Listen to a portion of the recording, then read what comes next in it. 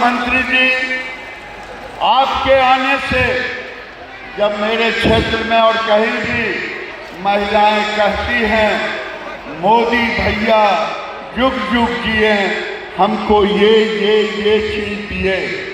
Panorama group, जो सोचता है वो करता है।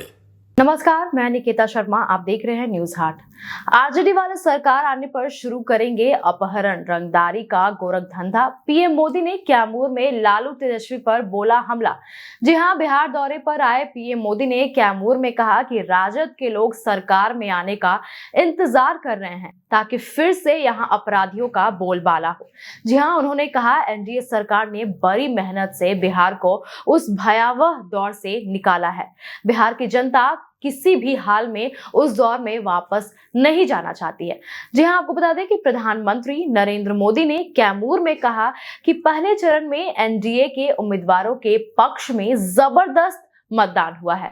अब कैमूर और रोहतास की बारी है। जब ये चुनाव शुरू हुआ था तब आरजेडी और कांग्रेस के लोग फूलकर गुब्बारा हुए पड़े थे। आरजेडी और कांग्रेस के नामदार आसमान पर पहुंच चुके थे, लेकिन चुनाव प्रचार के दौरान आरजेडी कांग्रेस के गुब्बारे की हवा निकलनी शुरू हो गई है।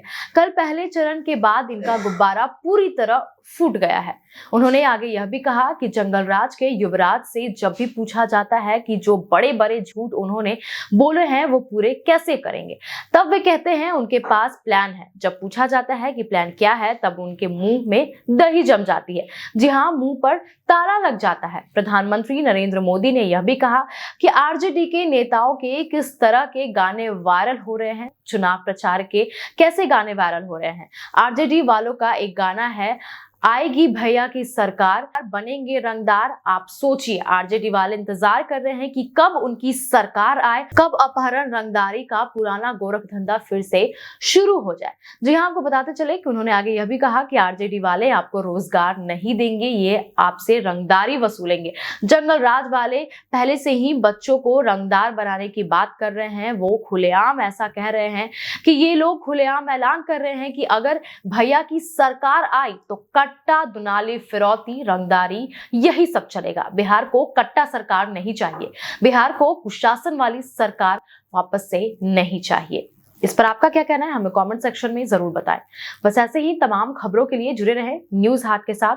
दीजिएगा इजाजत, धन्यवाद।